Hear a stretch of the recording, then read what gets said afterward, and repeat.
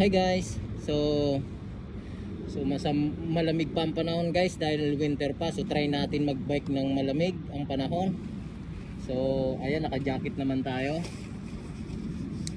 Helmet.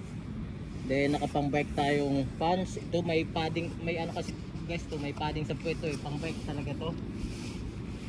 Then may bag tayo para ready tayo guys. May mga gamit tayo diyan. Then ito ang kailangan ko, gloves, dahil malamig pag tumatakbo kailangan natin ng gloves guys. So iset natin yung ating port dahil ang dadaanan ko is highway papuntang church. Mula dito sa aking company papuntang church, dadaanan ko ng highway. So ito yung port natin guys, pax port natin.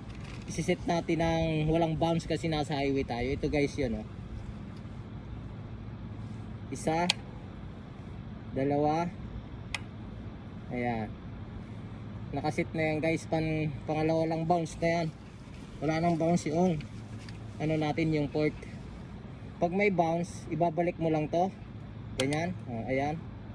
Tapos sa may bounce, ayan, may set siya.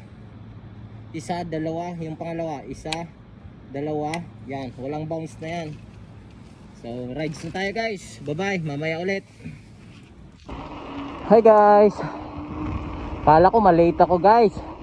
So malapit na ako sa church mula dun sa aming company papuntang church. So akala ko malate ako, kaya pala takbuin ng ilang minuto papuntang church. Ayos, tumatakbo tayo ng 30 to 40 kph. Itong scat bike natin na nasa 8 kilos ang bigat, matulin. Ayan guys, oh. Medyo pagod kasi first time natin magbike guys. So babawi tayo sa summer dahil winter pa, ang lamig. Naka gloves lang tayo, oh. May mga yelo pa sa paligid, ayan.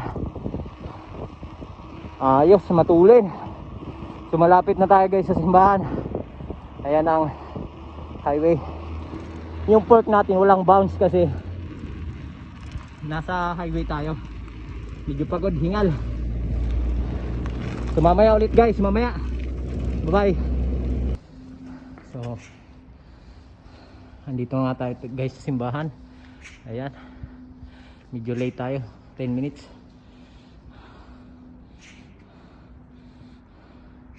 Ang sakit ng aking tainga, mapupunit sa lamig. So mamaya ulit guys. Bye bye, thank you for watching. Please subscribe, like, and share guys.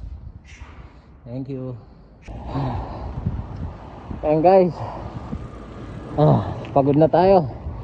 Naninigas na yung paa ko sa sobrang lamig. Manhid na. Pero yung katawan ko pinapawisan dahil naka-jacket ako. Pauwi na tayo guys, oh. Sobrang lamig.